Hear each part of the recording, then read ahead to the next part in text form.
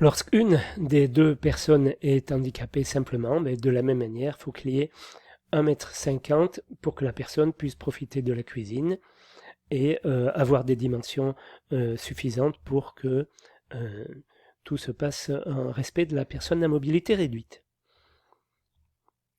Cet espace libre peut se chevaucher en partie avec un ou plusieurs des passages situés sur les côtés du lit pour la chambre. L'objectif recherché est de permettre l'usage de la chambre à une personne en fauteuil roulant et notamment de lui permettre d'accéder aux trois côtés libres d'un lit de 1,40 m par 1,90 m. Il est important que la baie de la chambre adaptée permette une vision plongeante sur l'extérieur en position assis, garde-corps ajouré, allège vitrée, etc. Voilà, donc une chambre qui fait partie de l'unité de vie. J'ai 1,20 m et 90. Et si j'ai 1,20 m ici, je peux avoir 90 ici.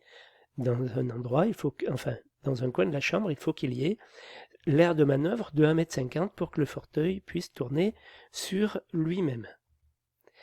Voilà, donc l'autre cas, j'ai 90 ici et 1,20 m ici, et j'ai par exemple 1,50 m. Il faut que je me débrouille pour que la chambre ait ces dimensions-là. Les équipements fixes de la salle d'eau sont notamment le lavabo, la baignoire et ou la douche, le WC, le lave-linge lorsque l'alimentation et l'évacuation sont prévues et en attente. Dans le cas où l'installation du lave-linge est également possible dans la cuisine, on peut ne tenir compte de son encombrement que dans l'une de ces deux pièces.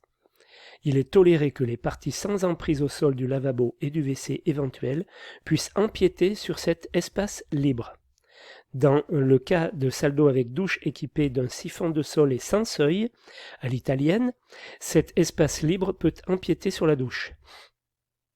Voilà, donc dans la douche, toujours les 1,50 m l'aire de manœuvre, parfois vous verrez aire de giration, voilà, autour, et puis les appareils de la salle de bain autour. Voilà, alors les détails importants, on peut gagner les 1,50 m par rapport au fauteuil, on peut gagner sous le fauteuil, c'est toléré sur 25 cm, voilà, et ça, ce n'est pas bon. Voilà, donc dans ces cas-là, toujours les 1,50 m, attention par rapport à l'encombrement de la porte. Donc on l'a ici aussi, toujours l'aire d'usage de 80 par 1,30 m, pensez-y bien à celle-là, à cette aire d'usage de 80 par 1,30 m. La conséquence de cette disposition est qu'il n'est plus admis d'avoir à casser une cloison séparative entre le WC et la salle d'eau pour permettre l'accessibilité du WC. Plusieurs solutions sont possibles. Soit le cloisonnement d'origine situe l'espace d'usage dans le WC. Dans ce cas, l'espace peut être à la livraison occupé ou valorisé de différentes façons. Par exemple, l'aménagement d'un placard menuisé. Cette solution présente le grand avantage de conserver un WC accessible, indépendant et minimise les travaux d'adaptation. Bon voilà, on peut aussi faire de cette manière-là. C'est vrai que ça coûtera moins cher de faire la modif. Soit le cloisonnement d'origine situe l'espace d'usage dans la pièce contiguë au WC, local indépendant ou salle d'eau. Dans ce cas, la cloison séparative devra impérativement être facilement démontable, n'être porteuse d'aucun réseau et être posée sur un revêtement de sol identique et continu entre les deux pièces. La continuité des revêtements muraux devra également être assurée à l'origine.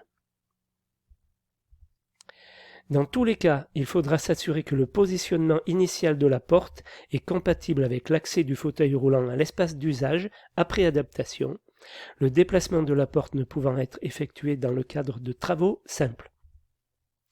Dans le cas où le cabinet d'aisance est situé à l'intérieur de la salle d'eau, les deux espaces libres nécessaires pour une personne en fauteuil roulant peuvent se chevaucher. Voilà, donc si j'ai là on montre donc le WC avec le fameux espace d'usage de 80 par 1,30 m. Attention quant à la porte, on pousse la porte pour entrer dans le WC par rapport à la tirer. Attention donc à prévoir un peu plus pour être OK. Donc, comment ça se passe? Eh bien, entre la salle de bain et le WC, on doit pouvoir avoir une cloison sèche démontable, facilement démontable, hein, et que l'on peut déplacer pour avoir l'espace d'usage par la suite, ou qu'on puisse carrément l'enlever. Hein, voilà. Attention à la continuité de revêtement de sol, de revêtement de mur aussi, entre la salle de bain et le WC.